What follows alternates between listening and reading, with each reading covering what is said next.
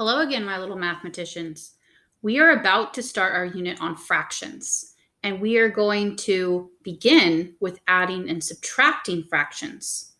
When you add and subtract fractions, you need to get a common denominator.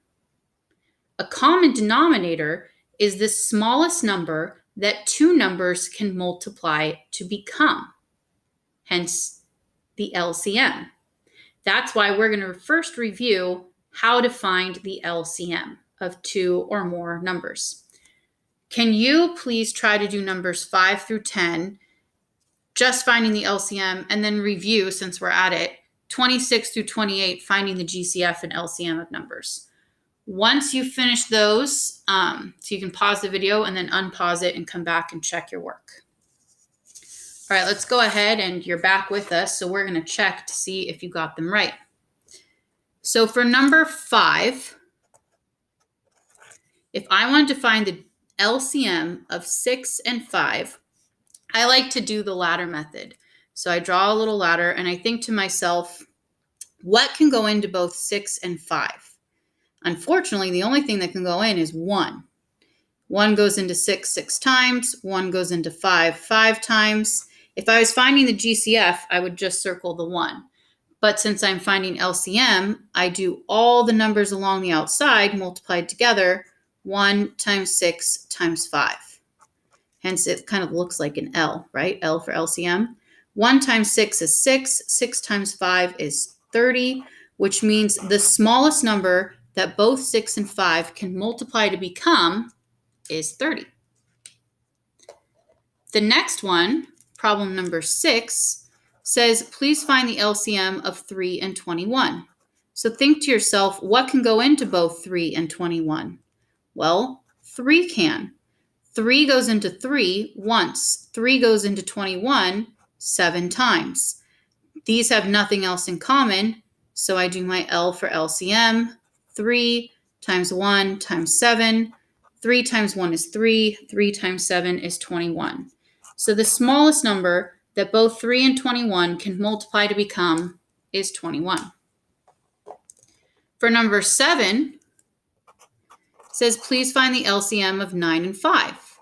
So what's the smallest number that both 9 and 5 can multiply to become? Well, the only thing that can go into both of those is 1. So 1 times what is 9? 9. 1 times what is 5? 5. I can't keep going. So go 1 times 9 times 5. 1 times 9 is 9. 9 times 5 is 45. So the smallest number that both 9 and 5 can become is 45. What about the next one? It says 17 and 3. I can't think of anything that can go into both 17 and 3 other than 1.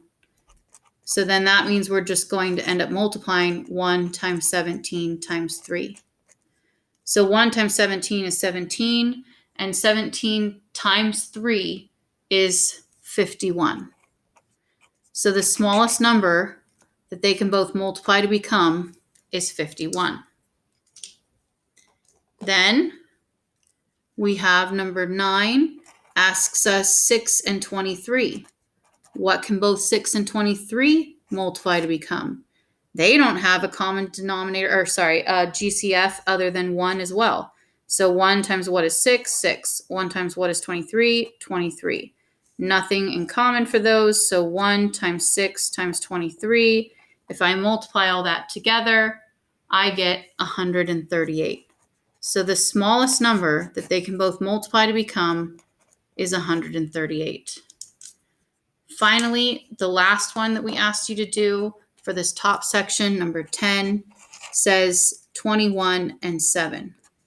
What can go into both of those? 7 can. 7 times what is 21? 3. 7 times what is 7? 1. I can't keep going, so multiply 7 times 3 times 1. 7 times 3 is 21. 21 times 1 is 21. Okay, and so then that LCM, our common denominator, would be 21 for those two. If you finish the top section and you just want to check, those are the answers you would have gotten for the other ones. Go ahead and pause the video if you want to check them. Okay, now that you unpaused, you checked all of those. Let's try the bottom part. Okay, we also asked you to do 26, 27, and 28. So if we look at number 26, it says hot dogs come 8 to a package. Buns come 6 to a package. What is the fewest number of packages of each you would have to buy so that you have exactly as many hot dogs as buns? So if you want to do